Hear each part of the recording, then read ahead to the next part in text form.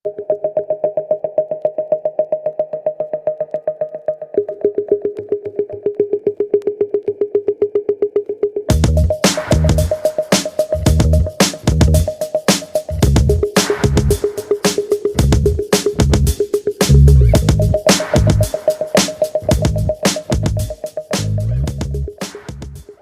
operador é a regra de transformação do sistema. É a lei interna da máquina, que foi fisicamente e estruturalmente deformada pela história que ela acabou de viver. O Phonix faz com que o histórico altere a própria regra do jogo, não apenas a posição das peças. Sabe uma analogia que me veio à cabeça lendo isso? Imagina dobrar um pedaço de metal, tipo um clipe de papel. Se a gente desdobrar a peça e forçar ela de volta para a mesma posição inicial, a gente restaurou o estado. Visualmente ele parece igual. Sim, visualmente parece o mesmo de antes. Mas a tensão interna, a fadiga daquele material, a regra física de como aquele metal vai reagir à próxima força aplicada ali, isso mudou para sempre. Ele vai dobrar mais fácil da próxima vez. A diferença não vive num banco de dados oculto dentro do clipe anotando tipo, fui dobrado às 2 da tarde. Haha, exato. A diferença vive na própria inclinação histórica acumulada. É uma deformação na estrutura causal, não é? Perfeito. É exatamente essa mecânica. Estados descrevem o que o sistema é num dado instante. Já os operadores descrevem como o sistema se torna. O passado não está guardado num HD como um arquivo de texto para ser consultado. Ele vive na própria regra que transforma o estado futuro. Isso responde à nossa pergunta de forma cristalina. A diferença vive na deformação da regra, nas conexões sinápticas deformadas pela história, e não nas variáveis de estado. Olha, aqui é que fica realmente interessante, porque isso muda pela raiz a forma como lidamos com falhas na engenharia de software. Na robótica clássica, o erro é o grande inimigo, certo? O maior deles. É um desvio chato, um bug que precisa ser minimizado, otimizado e, idealmente, apagado. As máquinas modernas tentam simular o mundo milhares de vezes em ambientes virtuais só para evitar errar no mundo físico.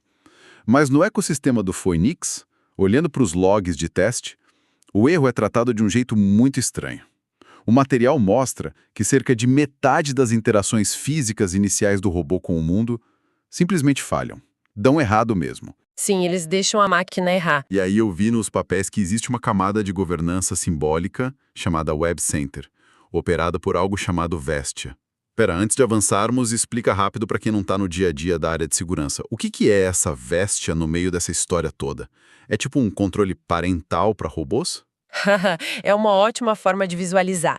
A Vestia funciona como um sistema de injeção de limites. Uma governança que serve apenas para impedir tragédias estruturais irreversíveis no mundo real. Tragédias tipo o quê? Por exemplo, impedir que o robô tome a decisão de manusear armas, usar objetos cortantes perigosos ou se jogar de um penhasco. Mas o detalhe crucial é que essa governança atua estritamente por injeção e modulação de limites negativos.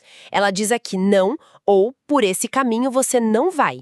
Entendi. Porém, ela nunca apaga o erro do histórico da máquina. Ela permite que a máquina erre e absorva o impacto desse erro, desde que não seja letal. Isso nos joga para a segunda grande pergunta desse debate. Se um erro deixa marcas que continuam influenciando o comportamento da máquina, mesmo depois de um reset, em que sentido ainda faz sentido chamar isso de erro a ser corrigido? O que é fascinante aqui é que filosoficamente e matematicamente não faz mais sentido chamar de erro.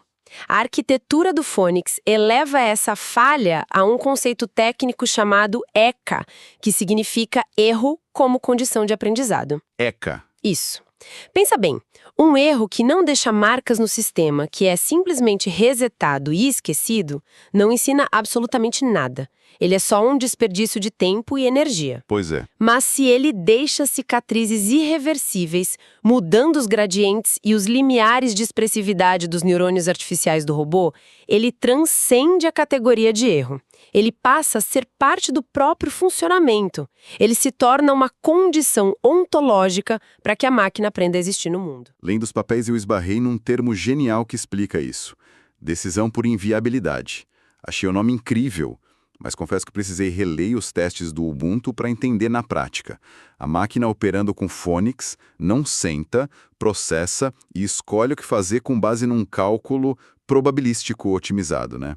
Não, de forma alguma. Ela não olha para um cardápio de opções e fala, olha, a opção C tem 90% de chance de acerto. A ação correta emerge organicamente porque os erros do passado daquela máquina foram fechando as outras portas. O erro vira a própria fronteira do labirinto. A máquina toma o caminho certo porque a história que ela acumulou tornou todas as outras trajetórias fisicamente e estruturalmente inviáveis. É um nível de elegância no design que impressiona.